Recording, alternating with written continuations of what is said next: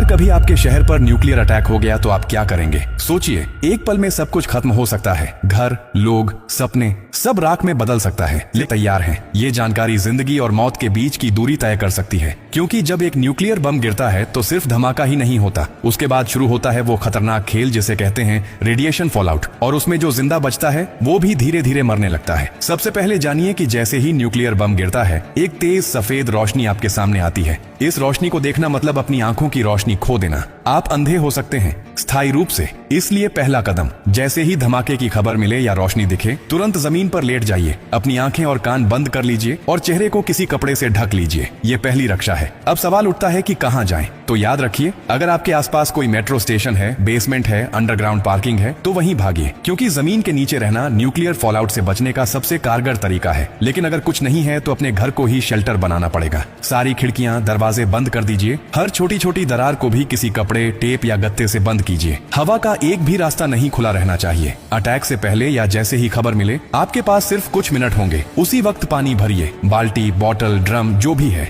याद रखिए, अटैक के बाद पानी में रेडिएशन मिल सकता है। नल से पानी बिल्कुल मत पीजिए, इसीलिए पहले से स्टोर किया हुआ पानी ही जिंदगी बचाएगा। खाने के लिए ड्राई फूड रखें, बिस्किट, ड्राई फ्रूट्स, पैकेज्ड खाना जो बिना पकाए खाया जा सके। अगर गलती से आप बाहर थे और रेडिएशन में एक्सपोज हो गए तो जैसे ही अंदर आए, कपड़े उतारिए, उन्हें एक पॉलिथीन में बंद कर दीजिए और खुद को साबुन और स्टोर किए हुए पानी से अच्छे से धोइए। याद रहे, नल का पानी नहीं, सिर्फ स्टोर किया हुआ पानी इस्तेमाल करना है। न्यूक्लियर ब्लास्ट के बाद सबसे खतरनाक समय होता है पहला 24 घंटा। इस दौरान बाहर जाना मतलब मौत को बुलावा देना, इसीलिए 24 घंटे अपने शेल्टर से बाहर बिल्कुल मत निकलिए। अगर सरकार की तरफ से संपर्क हो जाए तो निर्देशों का पालन कीजिए, लेकिन अगर कोई सूचना नहीं मिले तो कम से कम 72 घंटे तक बाहर मत निकलिए। 3 दिन, सिर्फ 3 दिन अगर आपने सही तरीके से बिता लिए तो जान बच सकती है। और हाँ, टेक्नोलॉजी की भी तैयारी कर लीजिए। न्यूक्लियर अटैक के बाद एक इलेक्ट्रोमैग्नेटिक पल्स EMP उठती है, जो आपके मोबाइल, लैपटॉप, इलेक्ट्रॉनिक चीजें सब खराब कर सकती है। इसलिए एक पुराना एंड्रॉइड फोन, एक पावर बैंक और एक वॉकी टॉकी को एल्यूमिनियम फॉइल में लपेटकर किसी स्टील बॉक्स में रखें। ये आपको बाकी दुनिया से संपर्क में रखेगा। सबसे जरूरी बात, घबराइए मत, पैनिक नहीं करना है। हर फैसला सोच समझ कर लीजिए, क्योंकि न्यूक्लियर अटैक एक टाइम गेम है।